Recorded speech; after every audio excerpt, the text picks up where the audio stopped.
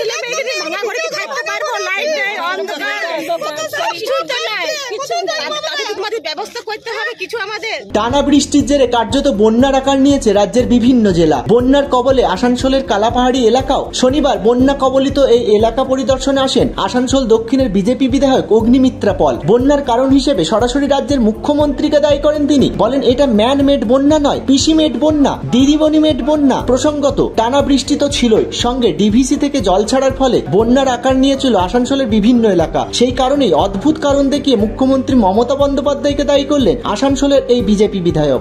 কয়েকদিন জল হওয়ার পরে কি দেখলেন? দেখুন, অবস্থা খুবই খারাপ। এখনো অবধি কারেন্ট আসেনি, জলের সাপ্লাই নেই।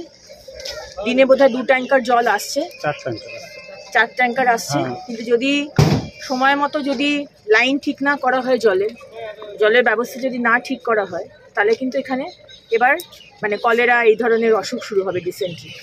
সেটা যদি বন্ধ করতে হয় তাহলে এখনই কিন্তু জলের সাপ্লাই ঠিক করতে হবে। আমি এখনই যাব, ইসিএল এর সাথে কথা বলবো ইলেকট্রিকের ব্যাপারে এবং জলের সাপ্লাইয়ের ব্যাপারে আমি কর্পোরেশনে যাব।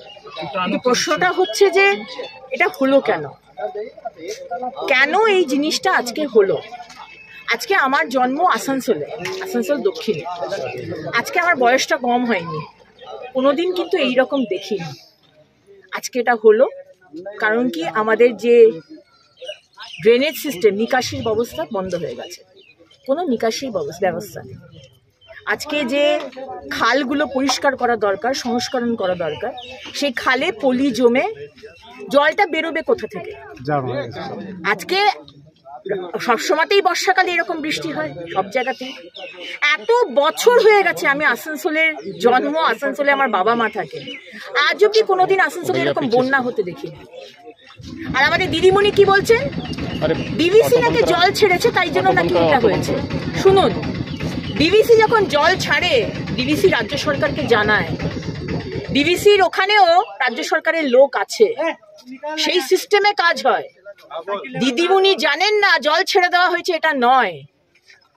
হ্যাঁ, দিদিমণি যদি এটাই বলার হয়, দিদিমণি যেটা বলছেন ম্যান-মেড বন্যা না, এটা পিসি মেড বন্যা, এটা দিদিমণি মেড বন্যা। কারণ দিদিমণি তো ভবানীপুর নিয়ে ব্যস্ত, মুখ্যমন্ত্রী তাকে হতে হবে। সারা পশ্চিমবঙ্গে বন্যা হচ্ছে, সারা পশ্চিমবঙ্গের নিকাশি ব্যবস্থা ভেঙে পড়েছে, সব জায়গায় এক অবস্থা আছে। কলকাতা তো দেখলেন, দমদমের মতো জায়গায় সেখানে 2টি বাচ্চা কোমর অবধি জলে বিদ্যুৎস্পৃষ্ট হয়ে মারা গেল। কেন? জল জমছে। একই কথা, ড্রেনেজ সিস্টেম বন্ধ, নিকাশির ব্যবস্থা বন্ধ, সমস্ত জল জমিগুলো বুঝিয়ে বিল্ডিং তৈরি করো, সেখানে টিএমসির বড় নেতা, মেজ নেতা, ছোট নেতারা কাটমানি খাবেন। কোনো যে খালগুলো আছে কোনো পরিষ্কার করার কোনো ব্যাপার নেই, পলি জমে সেটা একদম হয়ে গেছে। আজকে এই কারণে এই জিনিসটা দাঁড়িয়েছে। খুবই মানে কি জিনিস হচ্ছে আজকে আসানসোলের মতো জায়গায় এই জিনিস হচ্ছে, এবং রাজ্য সরকার থেকে কোনো হেল্প নেই, কোনো হেল্প নেই। আজকে যেখানে যেখানে বন্যা হয়েছে আমি রাজ্য সরকারকে বলবো সাহায্য পাঠাতে। যে বিধায়করা রয়েছেন, যেখানে যেখানে বন্যা হয়েছে, সে টিএমসির হোক কি বিজেপির হোক, সেখানে ত্রাণ পাঠানো হোক। আজকে আমরা ত্রাণ দিচ্ছি আমাদের মাইনের টাকা দিয়ে, কোনো সাহায্য নেই রাজ্য সরকার থেকে। ঝোট ঝামেলা হয়ে যাবে, চলো এই বলা। চলো। আর চাল ছিল সব বাইরে নিকাল নিয়েছিলাম বেটা, তোমাদের আশীর্বাদে আমার কিছু বাঁচলো না, কিছু বাঁচলো। তোমরা এসেছ, দাও আমার, খাবো কি? কি করবো আমি, কোথায় টানবো আমি? আসানসোল থেকে উজ্জ্বল দাসের রিপোর্ট, এনবিটিভি। আপনি কি বাড়ি তৈরি করছেন, বাড়ির সৌন্দর্য বাড়াতে ভাবছেন, মার্বেল পাথর কিনবেন কোথা থেকে?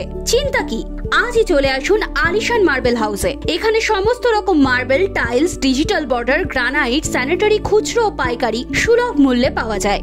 আমাদের ঠিকানা মোহাম্মদপুর ব্রিজের সন্নিকটে, জঙ্গিপুর, রঘুনাথগঞ্জ, মুর্শিদাবাদ। বিস্তারিত জানতে কল করুন 9153353755 অথবা 7001094662 এই নম্বরে।